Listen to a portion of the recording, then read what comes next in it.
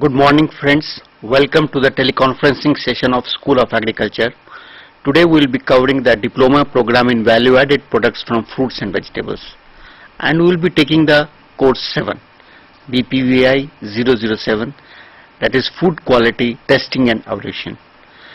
We have structured this into two presentations. The first presentation is on food quality and second is on food testing and evaluation. The importance of quality we all know because of the new food laws, and particularly if you want to export the products, the quality is gaining an important issue.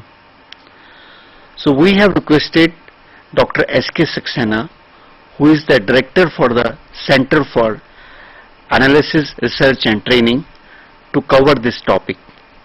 He has also edited these blogs and is an international expert in the food quality.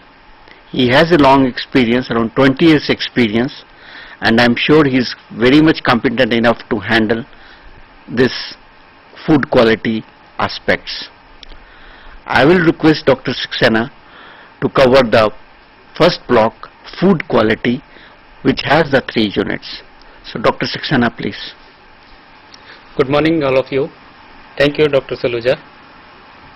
As Dr. Saluja mentioned, that food quality is gaining a very day by day is very important, and we are going to discuss in this block the food quality, the food standards, and also food safety management systems which are applicable and available during this session. Actually, if you see what we eat, what we look, and the food, actually everybody have a perceived that what they are going to eat it. If you see the legal definition of the food means any article used as a food or drink for human consumption other than drug and water, and also includes any article which enters or used in the food composition or preparation of food, which also includes any flavoring matter or condiments, and also by the Government of India notification which can be included, like packaged drinking water is also a food. My goodness.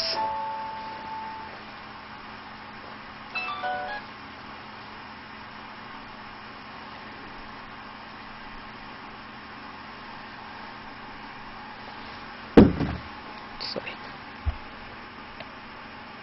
Then if you see the law of land, any person should not sell, manufacture, stock, distribute or exhibit for sale any article of food, including prepared, ready to serve or irradiated food, except under a license conforming to the PFA standard. So anybody who is manufacturing or selling or storing any food article should conform to the PFA norms. And if you see the quality definition of the quality of the food should have a degree of acceptability with respect to important characteristics, and food should meet the implied need of the customer. Like, what is the food quality? If we are going to have a product like a cup of tea in the restaurant, so what it means, the quality means it is being served in a hygienic condition, in a hygienic utensils, and it meets the customer's implied needs, means it has a proper amount of sugar, it has a proper amount of milk, and it has a proper temperature, so the person can have the tea. So the quality is a implied need of the customer, and also it is related to the what customer want. And safety of the food. The food should have assurance that food will not cause harm to the consumer when it is prepared or eaten according to its intended use. If a product is safe and is eaten, it means that it is not going to have any harm to the consumer. So that is called the safe food, which is safe. Now I will show you what is the safe food and what is the quality food. Now I have given two examples. The bottle 1 which have the garlic in brine, and the another one which have onion in the bottle, which is a product certified by the FPO. The safe food means that comply with the minimum food safety standards of the national regulations, that is PFA, and the quality food comply with the national food like quality standards like FPO, BIS, AgMark, and along with the safety standards. So I would like to recall here, the food is safe doesn't mean that it is a quality food, but if a quality food, it means it must be safe. So nowadays the requirement is that food must be safe as well as the quality product. As Dr. Saluja has mentioned in the initially, that if you want to export any food product, so that product must be safe as well as quality.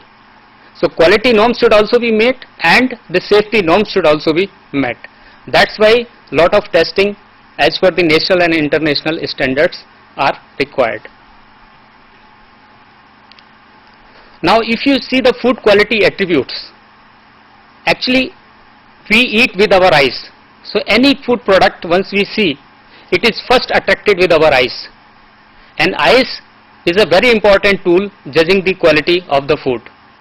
So if you see, the food quality attributes are the color, the flavor, the touch, taste, and other hidden attributes like energy, vitamin and minerals. So if you go into the market and buy a product, what you see? The color first, and then you see the flavor, you touch them that the product is safe or good, or taste it. Like suppose for example you are going to market to buy a good quality of mango. So what will you see the first? You will see the color of the mango, that it is properly ripened. Then you will take it and touch it and smell it, whether it good a good flavor, whether it is having a proper ripening stage or not. Then you will touch it, whether it is spoiled or it is correct, the texture is okay. Then finally you taste it, and then you will feel that yes, the product is good. And then other attributes of this product is like energy, vitamins and minerals, what are the hidden characteristics or the quality attributes of the product. Like energy means if you consume the food, how much energy you are going to have. So the protein, fat and carbohydrate in the product totally consumed and gives the energy to the human being. Vitamins which are required for the body building or for functioning of the biological organs like vitamin A, vitamin C, vitamin B12. Similarly the minerals like calcium, iron and phosphorus. Similarly if you see the food safety attributes, now if you see that food safety attributes, the food should be safe. So what are the attributes? Like adulterants, the pathogens, the microorganisms, the food additives which should not be excess in the quality or quantity more than the prescribed by the law. Residue of the pesticide should not be more than which is prescribed under the law. Heavy metal content should not be more than whatever prescribed under rules. Mycotoxins like the toxins which is produced by the microorganisms and natural occurring toxins. These are the food safety attributes. So if you see, if you want to assess the quality and safety of the food product, you have to analyze both quality and safety attributes what we have discussed. Now there are three to foodborne illness. Once product is not safe, maybe the quality product, but if it is not safe, then you are going to have some problem like foodborne illness. Foodborne illness are the disease which is transmitted to the human by eating contaminated food. Contaminated food means what we have seen earlier, the safety attributes. It should conclude or it should not have the safety attributes which is more than the prescribed limit. And the outbreaks, development of the foodborne illness by two or more people that eat a common food that is identified as a source of the illness, that is called outbreak. Like we have seen in 1998 the dropsy, because the same food like the oil which is contaminated with the argemone and the lot of people consumed, so a lot of people have the problems. Similarly you have heard so many problems by contaminating the food, like school going children giving the meal something like that, and they have taken and there is a outbreak. Now we talk about the type of food poisoning. There are different type of food poisoning. First is infection. that is infection is ingesting of the food contaminated with living pathogenic microorganisms, or a bacterial infections occur when an infective dose of bacteria are eaten, for example Salmonella or E. coli. If a product is contaminated with the microorganisms which you cannot see by your naked eye, we cannot see it by naked eye.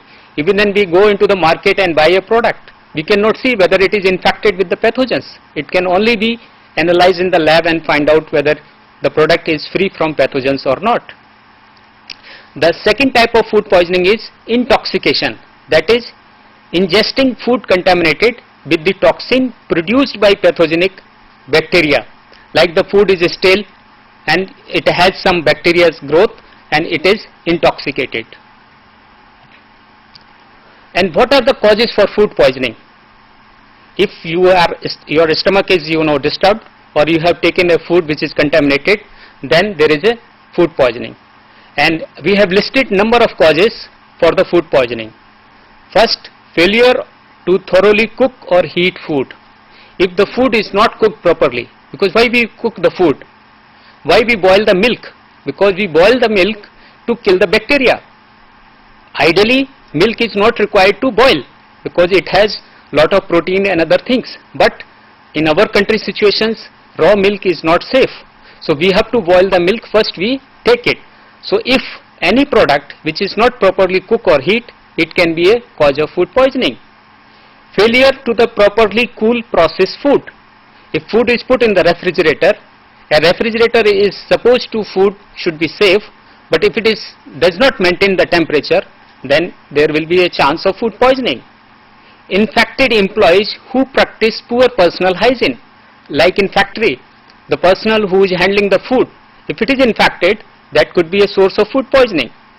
Food allowed to remain at bacteria incubating temperature, if food is allowed to keep it open, where the ideal temperature for bacterial growth is there, that could be one of the cause of the food poisoning.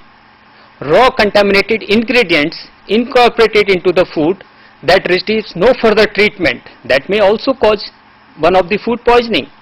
The second and the last will be the cross contamination of the processed food with the raw item by the worker or mishandled food through the improperly cleaned equipment. If the food is processed in the equipment which are not clean, they can also be source of the food poisoning. They can contaminate the food and can be food poisoning. Then there are different type of category of the food poisoning are. Number one, the natural food poisoning. This is caused by the type of plant and fish that are toxins to the human. For example, mushroom, that is natural food poisoning. Some people they not have some toxins which they can be allergic to that also. Chemical food poisoning. This is caused by the chemicals accidentally or negligently getting into the food. Like for example, overuse of insecticide or cleaning agent or heavy metal contaminants. These are the examples. Bacterial food poisoning. If the environment is not clean, if the equipment is not clean, or the personnel is not clean, or the raw material is not properly washed, that can be the bacteria. Then the viral foodborne infections. The viruses are transmitted by the food to the human body, like hepatitis. Mycotoxin food poisoning. Similarly, we have protozoa infection. The microorganisms often occur in our water, gastrointestinal, caused by giardia and other type of protozoas. And lastly, the worm infections. These infections can be caused by the roundworms, tapeworms and flukes. These microorganisms causes such things as the abdominal pain and diarrhea. Now if you see the microorganisms, there are three type of microorganisms. The bacteria, the viruses and fungi. Generally it is called yeast and mold. Just to explain you what are the bacteria. Bacteria we cannot see with our naked eye. So these can be seen under microscope.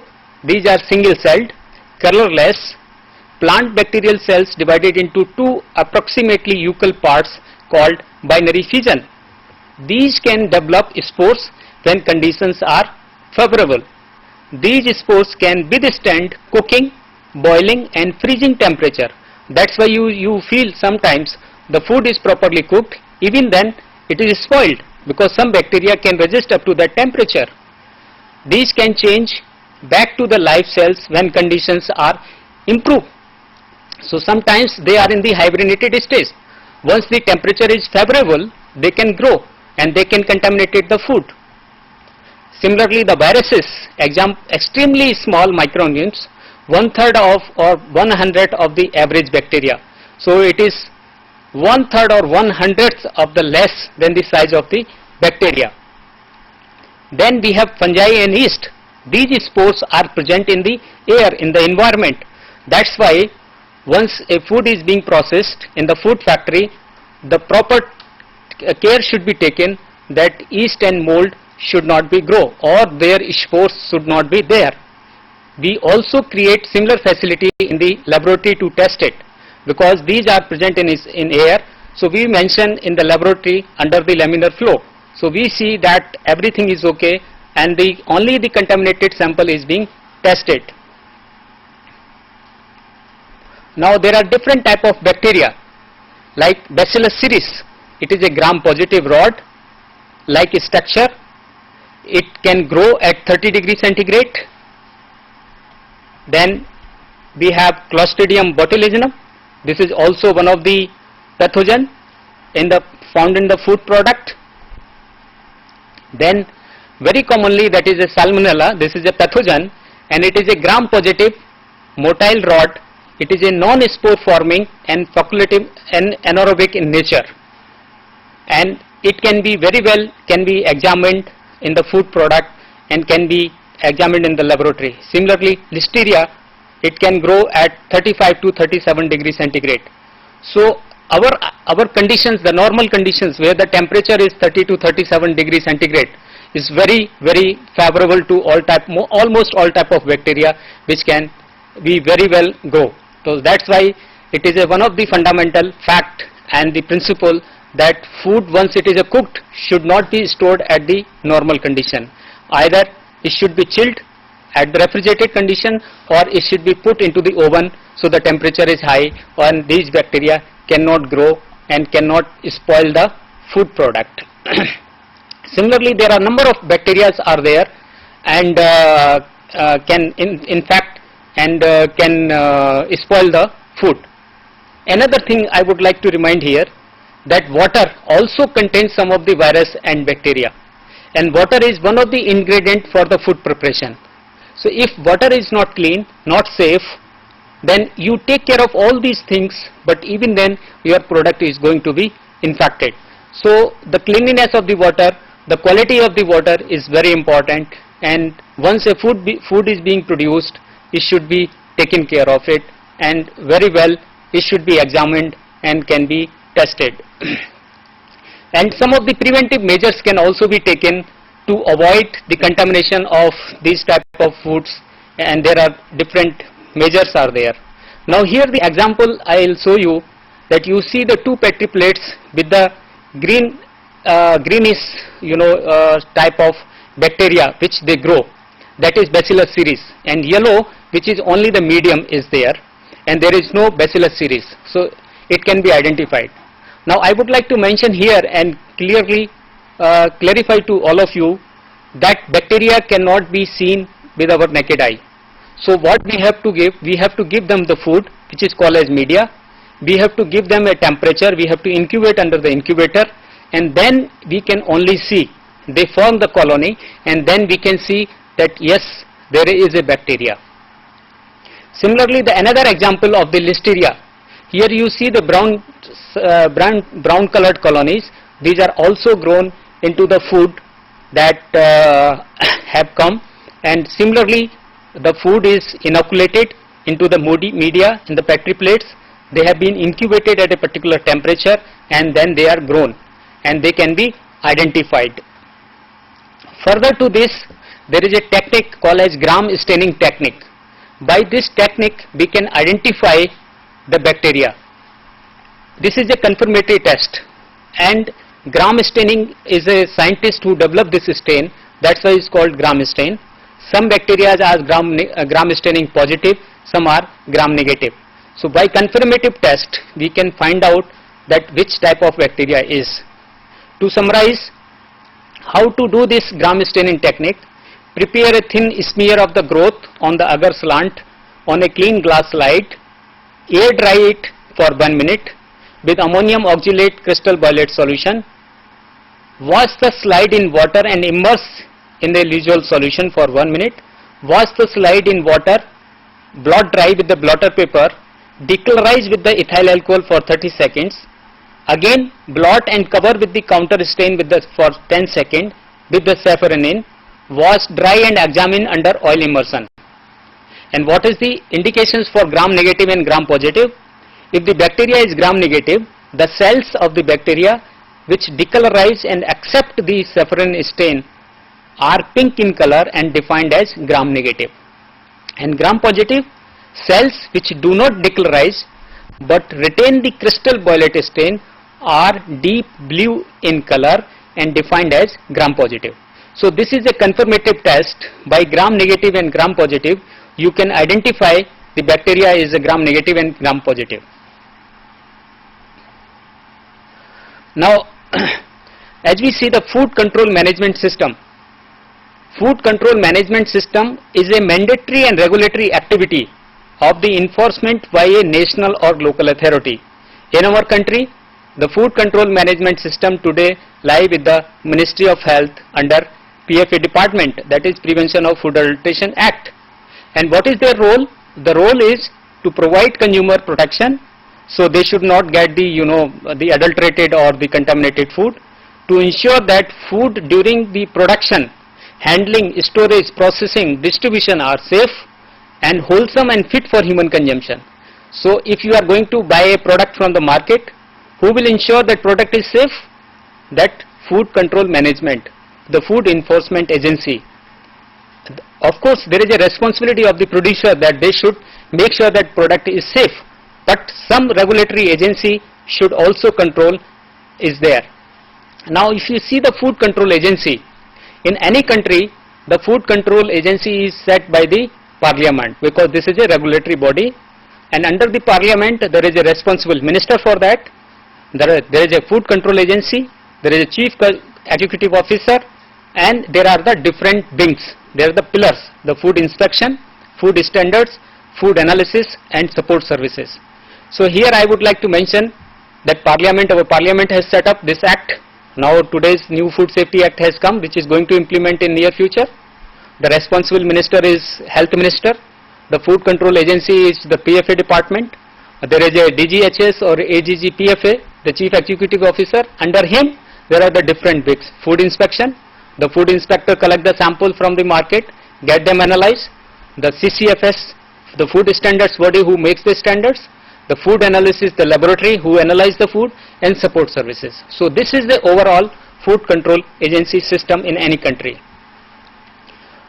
The role of food control system is first food safety, ensuring fair practices in trade, developing the food sectors on the professional and scientific basis, developing the guidelines, preventing avoid losses and consuming natural losses, and promoting country's export.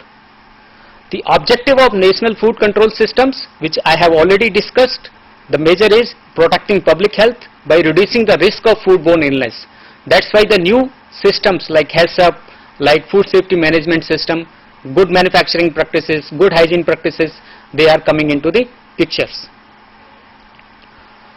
National food control systems, basically they are the major 5 building blocks: the food laws regulations, food control management, inspection services, laboratory services, information education services, communication and training.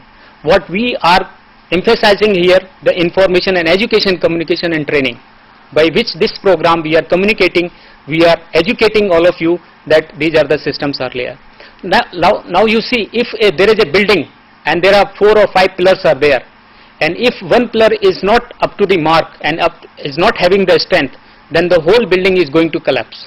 So that's why all 5 pillars are very, very important, and they should be strong and should be strong enough to support the national food control system.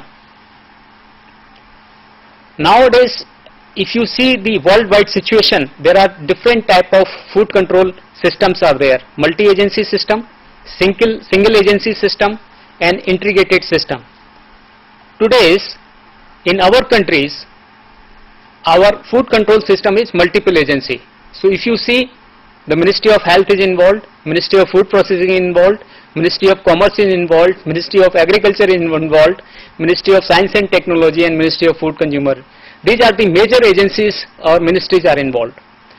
But now the government has learned the lesson and taking a decision that a single control system is coming, single agency system is coming. New Food Safety Act is already notified. I think it is going to take some time to implement it, and all the hassles by the industry facing from going one ministry to another ministry will be resolved. Today's in our country, there are different type of food regulations are there. The PFA Act 1954, which is a mandatory. I have said in the beginning that anybody who is selling, marketing, trading, storing any food article should comply with the rules and regulations of the PFA. Another agency under Ministry of Food Processing, that the food product order, which is taking care of your fruit and vegetable product, vegetable oil products order, solvent extracted oil product order, meat and meat product order, edible oil packaging order, milk and milk product order, Standards Weights and Measures Act, Export Quality Control Inspection Act, Bureau of Indian Standard Act and AGMAR Grading Marketing Act. And these different regulations are the responsibility of the different ministries.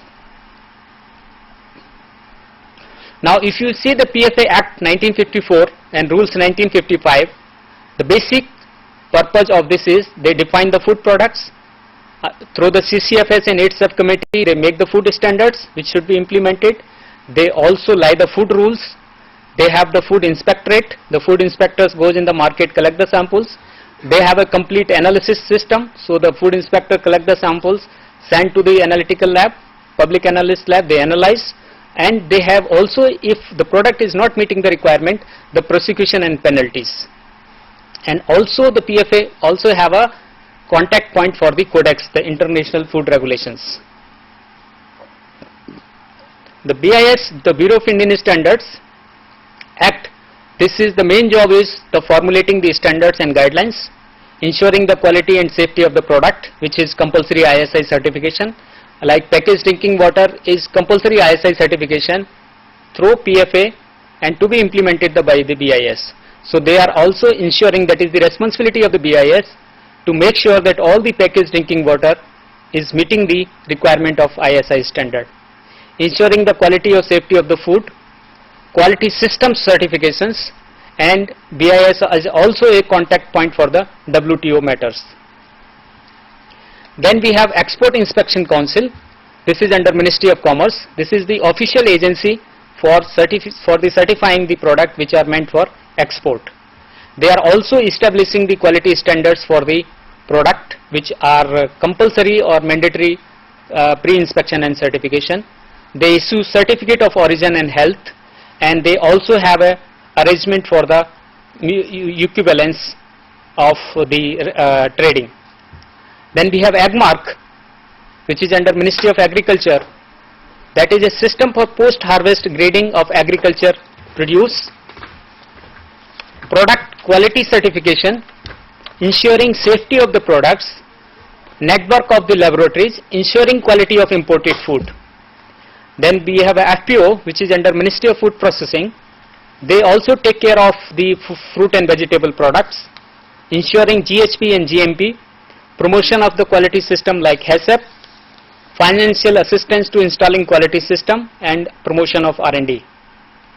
Similarly, we have milk and milk products, we have meat and meat products, we have also, apart from these acts, we have a certain other agencies which is helping in promoting the food and safe and quality food. Like we have a National Horticulture Board which promote productivity of the horticulture produce. They also ensure to reduce the post-harvest losses, so they provide the help to the farmers. Production of the processable varieties, overcome various constraints inhibiting production and marketing of horticulture produce, undertake special export promotion efforts, financial assistance for quality and safety measures, and rewards for achievements. Similarly for spices, because India is the second largest producer of the spices, we have a spices board which also take care of the similar activities like the National Horticulture Board. They promote the spices and spices products.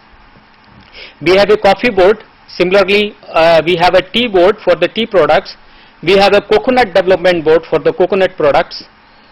Recently, we have established, the country has established the National Bee Board, which is exclusively looking after for the promotion of the honey.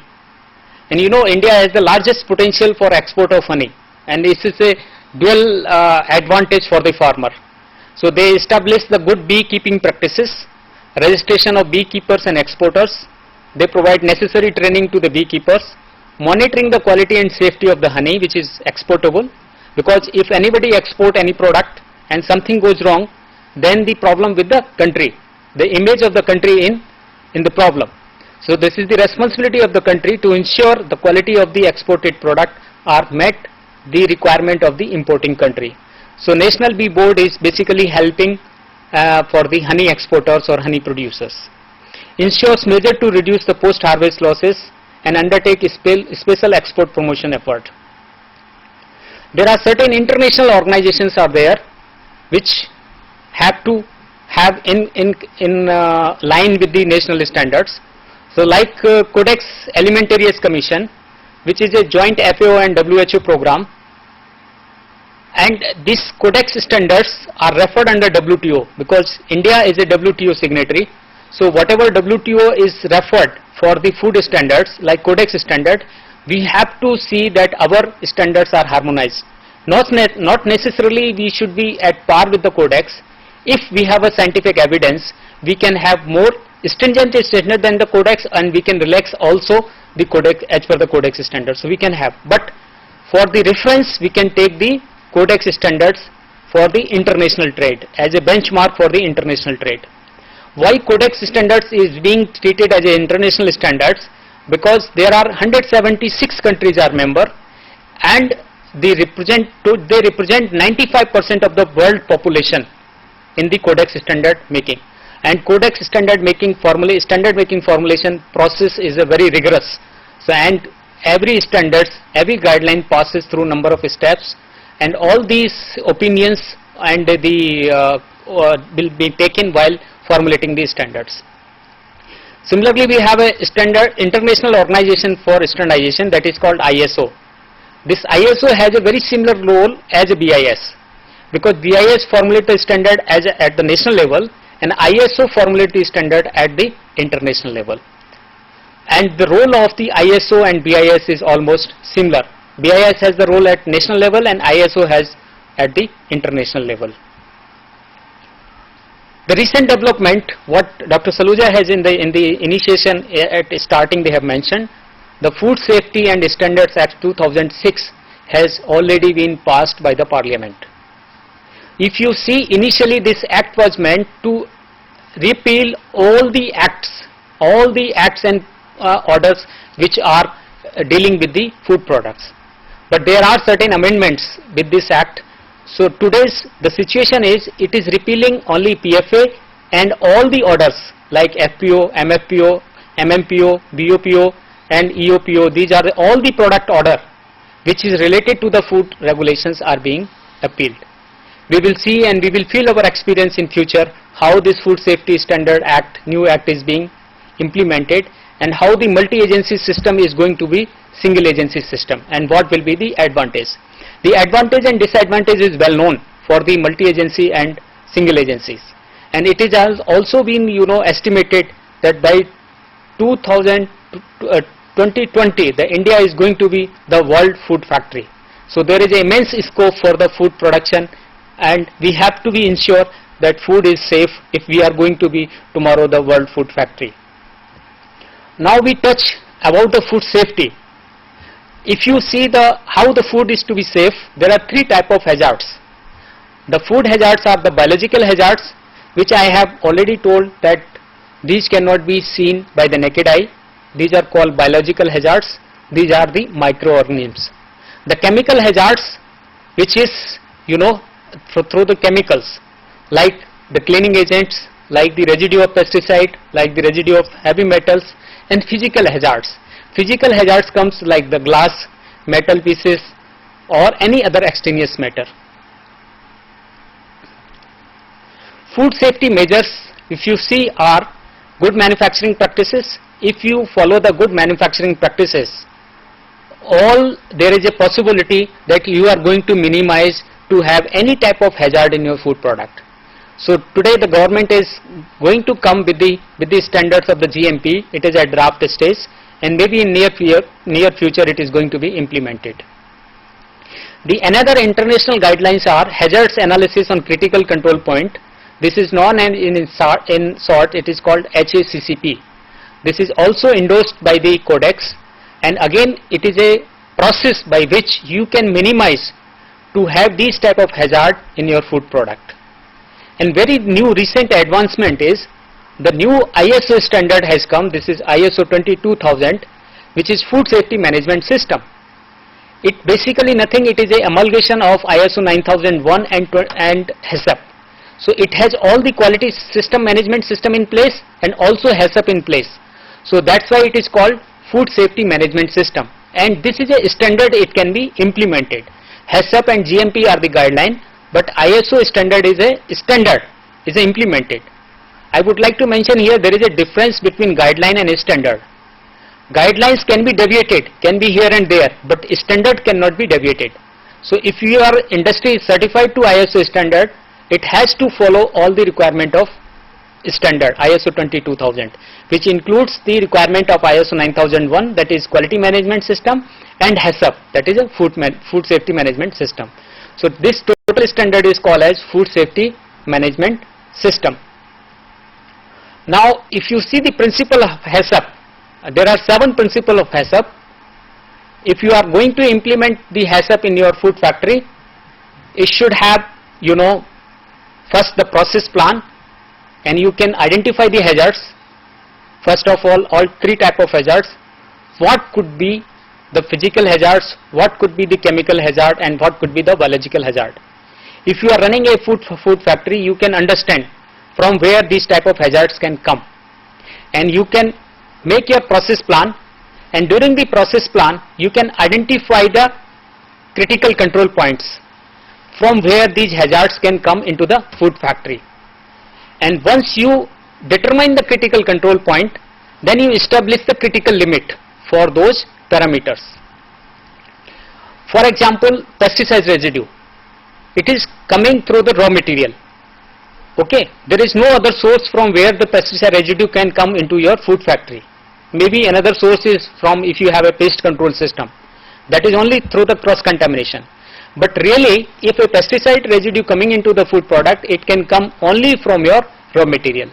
So you identified that raw material is the source for the pesticide residue, and identify the critical limit.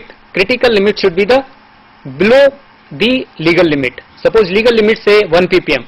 So you establish 0.5 ppm, and then you can say your product is going to be safe. Once you establish your critical limit, then you have to monitor these critical control points, whether these points are within the limits, and you identify the corrective actions. If the limit is going to be high, then what corrective action you are going to take. Also, once you take the corrective action, you have to establish the procedure for verification. Verification means your system and process is going to be as per the requirement. And how? Then you document. Once you document, then some third party and some third agency or the certification agency can come and they can certify that your system, your procedure is as per your plan and meeting the HACCP requirement. Then you can claim your industry is HACCP certified or your industry is ISO 22000 certified. You have established your plan and you can demonstrate that your plant is meeting the requirement of ISO 22000, and this is the documentation. And on the basis of documentation plus physical verification in your plant, some third agency, the certification agency, can certify your your plant that it is meeting the requirement of food safety management system. And this is not only ensuring you that your product is safe, it also building confidence to your consumer, to your buyer, that your product is meeting the requirement. Suppose you buy a product from the market, one is a ISI, another is non-ISI. So once you buy a product with the logo of ISI, you are sure that this product must be meeting the requirement, because some agency is guaranteeing it, putting their responsibility with their mark. Similarly, if your product, your factory is certified for HACCP or ISO 22000, it will give a more confidence to your customer, to your consumer, and to your own establishment. Now, another term is also being reflected in this course, that is total quality management. It is the application of the quantitative methods and human resources to improve the overall quality of the product and service of the organization. You know, this is the total quality management system, and it is basically a Japanese principle is coming. So you, from all the resources, you are taking care of the product quality, not only the product quality, with the help of the human resources, all the workers, all the employee working in your factory is helping and managing the quality of your product. Thanks. Thank you, Dr. Saxena, for covering such a complex subject in a very simple and lucid manner. I think some of the students, those who are in Hindi language and enrolled in Hindi language, particularly at Ranchi, I will request them, they can ask the questions in Hindi also, because they are watching the program. Now, Dr. Saxena covered the subject from the definition, then he covered the different aspects, like what are the safety level, what are the foodborne diseases, infection, what are the causes of food spoilage. That is very important. As a student, you must know that what are the causes, then what is the difference between infection and intoxication, then what are the standards particularly for the food products are there, what is the difference between PFA, FPO, particularly because this course is with the fruit and vegetable, then with the BIS egg mark standards are there, what are the safe foods, what are the quality foods are there. Then he also covered the type of microorganisms which influence the food and which could be harmful, the various type of Salmonella, Clostridium, particularly for the canned food products where our fruit and vegetables are involved. So those you have to take care, what are their symptoms are there. Then there's the new standards which are there, like Food Safety and Standard Act 2006, which is going to be implemented in 2 or 3 months. So its aspects should be also known to all of us as an entrepreneur. Then the food quality management, that is HACCP, then ISO 22000, ISO 9000, these aspects which enforce the systems, that how do we maintain the system of the quality control in the factory. So those are also gaining important. My entrepreneur friends who will be exporting some products, for them these type of ISO standards, HACCP certification is required for their food factory. So you will have a good idea about all these aspects. So maybe Dr. Saxena, you can cover some of the important aspects, review the important, like what are the causes of food spoilage. In a brief you can tell the students. No, I have mentioned that the brief causes of spoilage, you know, spoilage comes from the bacteria, and you cannot see from the naked eyes the bacteria, and their temperature is, grown temperature is very favorable to our conditions. If you compare to the Europe, their temperature is too low. Even when the food product process is lying, you know, in the factory or in the house, it will not be spoilage. But in our country, the conditions are, you know, tropical country, the conditions are very favorable to grow the bacteria. So if you cook the food and leave it for some time, it will definitely going to be spoilage. So important point is temperature, time, and there should be no contamination in the food. So these are the points. So friends, we conclude the block 1 of this course, and all the 3 units have been covered very comprehensively by Dr. Saxena. I thank him for covering this block, and if there are some questions, they are welcome, please. Thank you very much. Thank you.